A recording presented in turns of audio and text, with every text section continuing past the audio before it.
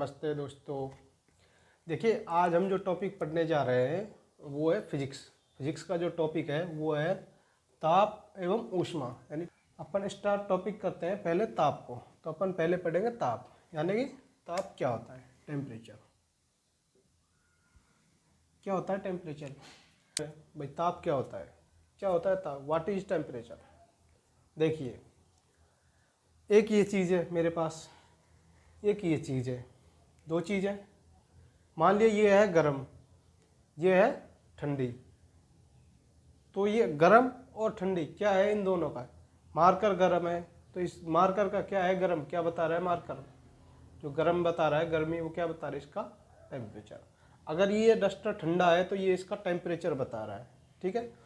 तो ताप का मतलब हो गया, ताप वो भौतिक क्वांटिटी है जो किसी वस्तु की गर्म होने की तथा उसके ठंडे होने की प्रवृत्ति को बताता है। तो अपन लिखते हैं ताप क्या होता है, वस्तु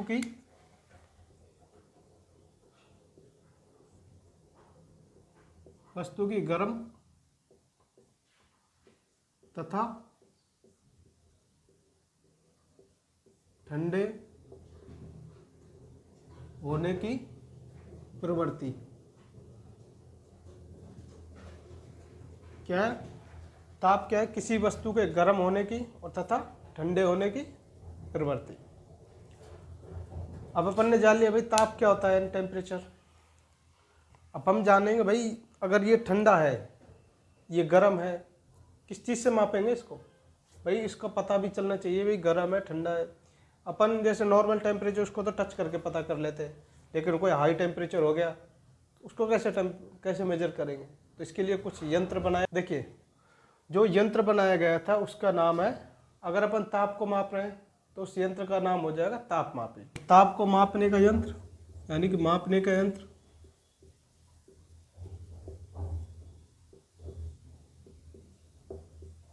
जो इसको मापने का यंत्र बनेगा, किस चीज़ को, ताप को माप रहे हैं तो वो बन जाएगा तापमापी। तापमापी को इंग्लिश में बोलते हैं थर्मोमीटर।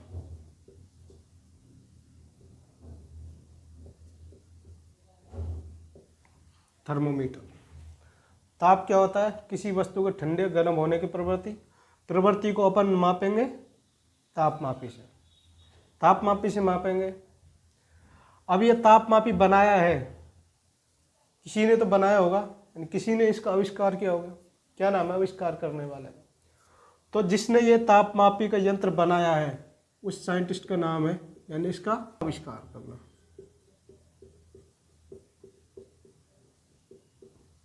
आविष्कार, इसका आविष्कार जिसने किया था तापमापी का, उसका नाम है गैलीलियो।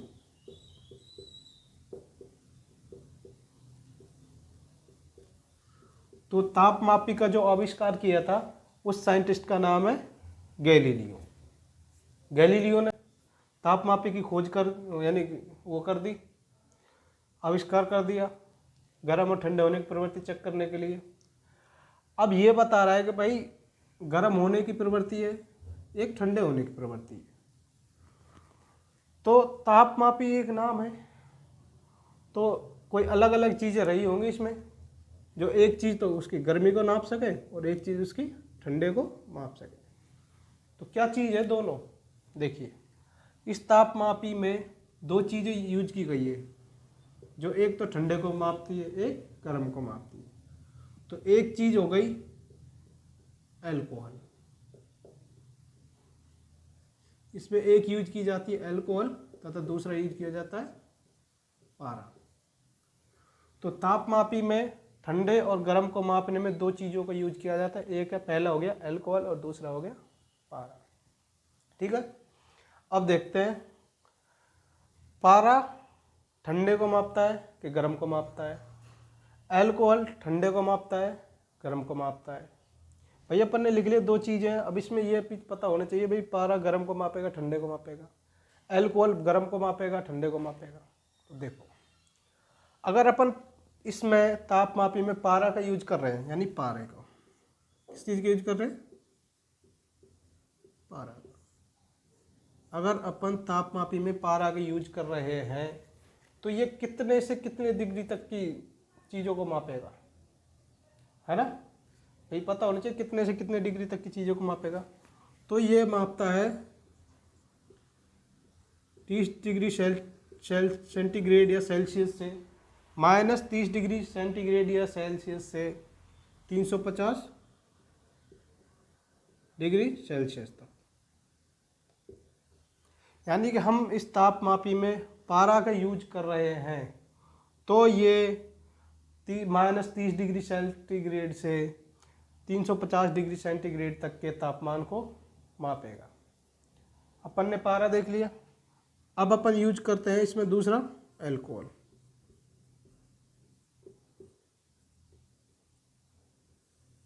दूसरे किस चीज़ का यूज कर रहे हैं? अल्कोहल। तो अल्कोहल कितने से कितने तक की चीज़ों को मापेगा? देखिए ये टेम्परेचर -30 से 350 के बीच है, तो ये नॉर्मल टेम्परेचर है। लेकिन अपन अल्कोहल का यूज करते हैं निम्न टेम्परेचर के लिए, यानी निम्न तापमान मापने के लिए। निम्न तापमान, निम्न तापमान को मापने के लिए अपन अल्कोहल का यूज करते हैं। अब वो निम्न तापमान क्या होगा? निम्न तापमान की वैल्यू हो जाती है -40 डिग्री सेल्सियस से कम। -40 डिग्री सेल्सियस से कम अगर अपन टेम्परेचर मेजर कर रहे हैं, नाप रहे हैं, तो वो जो तापमापी होगा उसमें अल्कोहल होगा अंदर। अगर अपन -30 डिग्री से 350 डिग्री सेंटीग्रेड तक का तापमान माप रहे हैं, तो उसमें पारे का यूज होगा। ठीक है, अब आगे पढ़ते हैं अपन। देखिए चिकित्सकों के पास भी एक होता है तापमाप। तो चिकित्सकों के पास होता है, भाई अपन गए बुखार मापते हैं, भाई डॉक्टर के पास गए, जैसे मुझे बुखार हो रहा है, किसी को बुखार हो रहा है, तो डॉक्टर के पास गए, डॉक्टर ने एक तापमापी निकाला, यानी चिकित्सक के तापमापी, उसका टेम्परेचर अलग होता है, जो कि नॉर्मल टेम्परेचर होता है, जो ह्यूमन बॉडी के टेम्परेचर पर निम्न से हाई तक होता है। ठीक है, तो चिकित्सकीय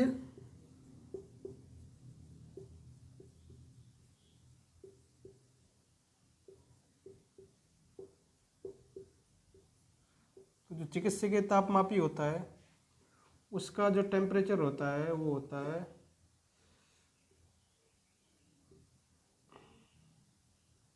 94 डिग्री फ़ारेनहाइट से 110 डिग्री फ़ारेनहाइट तक। ये वैल्यू किसके अंदर है? फ़ारेनहाइट के अंदर। अगर अपन सेल्सियस के अंदर लें चिकित्सकीय तापमापी का मान, तो वो बन जाएगा 35 डिग्री सेल्सियस से 43 डिग्री सेल्सियस तक की वैल्यूज को चिकित्सकीय तापमापी मेजर कर सकता है। तो अपन ने तापमापी के अंदर क्या पढ़ा?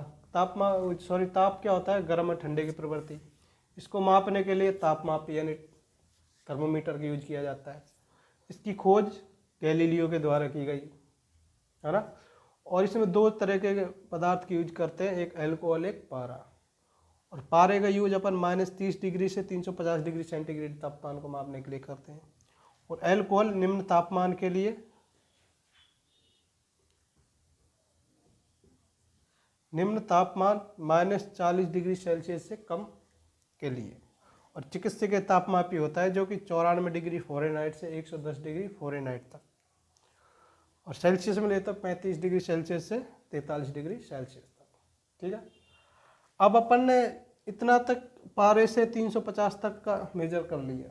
इससे ज़्यादा भी होता होगा टेम्परेचर, 350 डिग्री से ज़्यादा होता होगा, जैसे सूर्य का तापमान है, तारों का तापमान है। इसको मापने के लिए कौन से यंत्र का यूज किया जाएगा? फिर इसके लिए कुछ अलग यंत्र होगा। तो उच्च तापमान मापने के लिए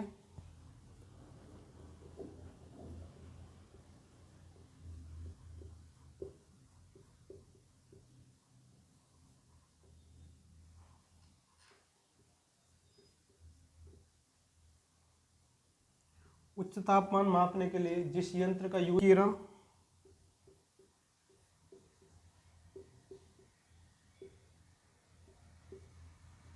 तापमापी, पूर्ण विकिरण तापमापी, यानी कि बोले तो total reflection thermometer, total reflection total radiation thermometer. पूर्ण विकिरण तापमापी को बोलते हैं टोटल रेडिएशन थर्मोमीटर। ये उच्च तापमान किस चीज़ का मापता है? जैसे सूर्य का तापमान हो गया, तारों का तापमान हो गया, इन सब चीज़ों का तापमान मापने के लिए उच्च तापमान मापी यंत्र पूर्ण विकिरण तापमापी का यूज किया जाता है। ठीक है। अब इसमें एक फॉर्मूला दिया जाता है जिसमें फॉरेन, देखिए अब पढ़ते हैं इस फॉर्मूले का, भाई कैसे जन्म हुआ, कैसे बना ये फॉर्मूला, अपने सामने कैसे आया, इसमें क्या मैथमेटिक्स रही होगी जिसकी वजह से ये फॉर्मूला अपने सामने आया। उससे पहले यहाँ पे कुछ वैल्यूज लिखी गई है, कुछ पैमाने जैसे फ़ारेनहाइट हो गया, सेल्सियस हो गया, केल्विन हो गया, र्यूमर हो गया, इनकी खोज किसने की, और जैसे जल का हिमांक कितना है, जल का क्वथनांक कितना है इस पैमाने पर, और उसमें खंडों की संख्या कितनी है इस पैमाने पर, ये कुछ दिए आपको एक बार मैं बता देता हूँ। देखिए जो भी जैसे सेल्सियस होगी, फ़ारेनहाइट हो गई, केल्विन हो गई, र्यूमर हो गए, इनका नाम इनके साइंटिस्टों के नाम पे रखा गया है। अगर सेल्सियस की बात करी जाए, डिग्री सेल्सियस की, तो इसके खोज करता सेल्सियस साहब थे, यानी सेल्सियस साहब ने डिग्री सेल्सियस की खोज करी थी। दूसरा फ़ारेनहाइट, फ़ारेनहाइट की जो खोज की थी, फ़ारेनहाइट डिग्री फ़ारेनहाइट को लिखते हैं, उसके फ़ारेनहाइट ने की थी, और केल्विन की खुद केल्विन ने की थी, और र्यूमर जो इसकी क्या है, ये है टेम्परेचर की एसआई यूनिट, र्यूमर टेम्परेचर की एसआई यूनिट है। तो जो भी ये नाम है, जो पैमाने के नाम है, खुद वैज्ञानिकों के नाम पे रखे गए। अब देखिए अगर अपन सेल्सियस पे बात करते हैं तो जल का हिमांक होता है 0 डिग्री सेल्सियस, और उसका जो क्वथनांक होता है 100 डिग्री सेल्सियस होता है। खंडों की संख्या निकालने के लिए अपन क्वथनांक माइनस हिमांक कर देते हैं, यानी खंडों की संख्या, खंडों की संख्या निकालते हैं अपन क्वथनांक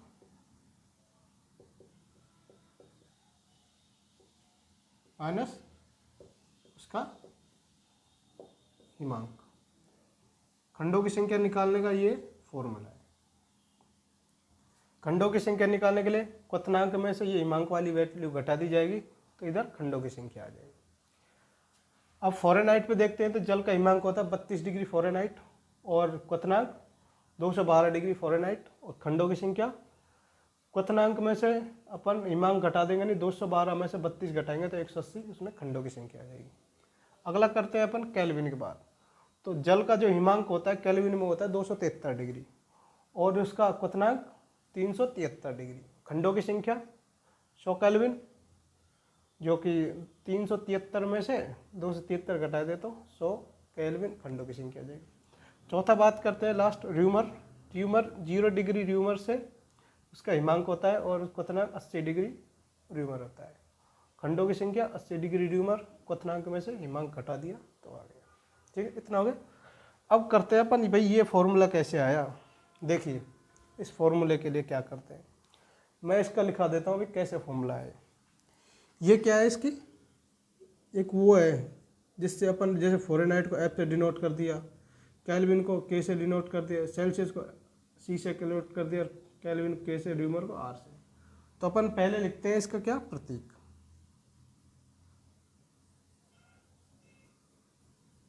इसका प्रतीक समझना, ये फॉर्मूला कैसे आया। प्रतीक में से अपन घटा देते हैं।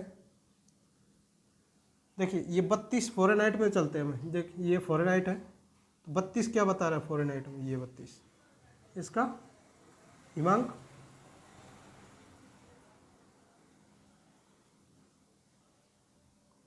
हिमांक बता रहा है। प्रतीक जैसे फ़ारेनहाइट का तो एफ ले लिया, सेल्सियस का है तो सी ले लिया, केल्विन का तो के ले लिया, र्यूमर का है तो आर ले लिया। तो उस प्रतीक में से अपन हिमांक वाली वैल्यू वो घटा देते हैं। देखिए बटे, अपन किस पे बात कर रहे थे, फ़ारेनहाइट पे। फ़ारेनहाइट बटे में क्या है 180, तो इसमें 180 क्या है? हिमांक, क्वथनांक और खंडों की संख्या, तो बटे खंडों की संख्या। ये क्या है इसका फॉर्मूला।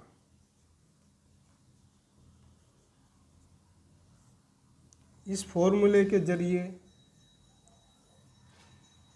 ये c बटे 180 F माइनस 32 बटे 180 R बटे 80 केल्विन माइनस 273 बटे 100, ये इस फॉर्मूले से आया है। अब देखते हैं अपन केल्विन में कैसे आया भाई। केल्विन क्या है? केल्विन के से डिनोट किया है, माइनस जल का हिमांक घटा दिया बटे खंडों की संख्या 100 ले ली। र्यूमर में R प्रतीक ले लिया, माइनस 0 कर दिया तो 0 कोई फर्क नहीं पड़ेगा, R आ जाएगा बटे खंडों की संख्या आ जाएगा। फ़ारेनहाइट पर करते हैं, फ़ारेनहाइट यानी F माइनस हिमांक 32 बटे खंडों की संख्या 180। C पे सेल्सियस में बात करते हैं तो C सेल्सियस माइनस 0 कोई फर्क नहीं पड़ता तो C बटे 100 यानी खंडों की संख्या। तो ये फॉर्मूला जो आया है इससे आया है। अगर आपको ये याद है प्रतीक माइनस जो भी प्रतीक अपन लिया है माइनस उसका हिमांक जल का बटे उसमें खंडों की संख्या कर देते हैं, तो ये पूरा फॉर्मूला जो रिलेशन है ये आ जाएगा। अब अपन इसको सॉल्व करके थोड़ा और शॉर्ट बना ले तो ये पूरी संख्या